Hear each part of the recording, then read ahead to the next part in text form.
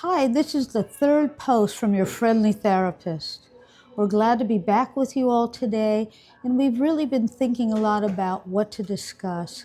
And with everything that's going on in the world and the sad events that have occurred in Minneapolis and just around the country, we wanted to look at it from a yogic perspective.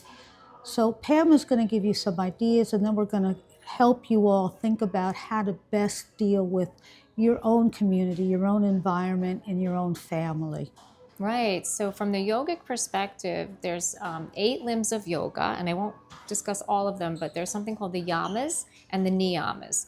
And these are ethical behavior and personal observances. And one of these is called Ishvar Pranadhana, which is the Sanskrit for non-judgment of self and others and letting go of ego and judgment of self and others. So when we're talking about our polarized world right now, this is a very important yoga concept.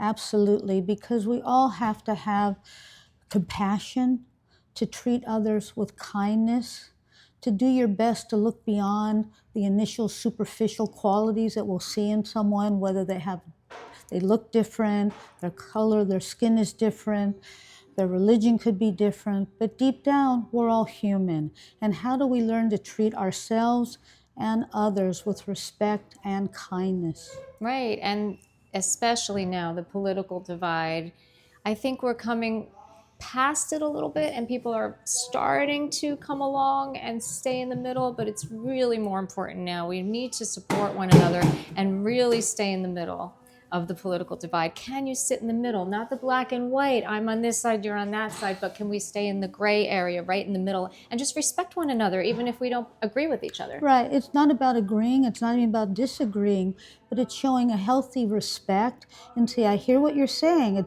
You could say, it may not be my beliefs, but I'm hearing you and I want to hear you.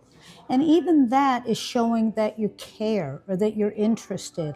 And sometimes just being there and showing presence, awareness, and then to think about it from yourself. What are you feeling? Is there something that's pulling at you, that's triggering you, that's Right. maybe bothering you or upsetting you?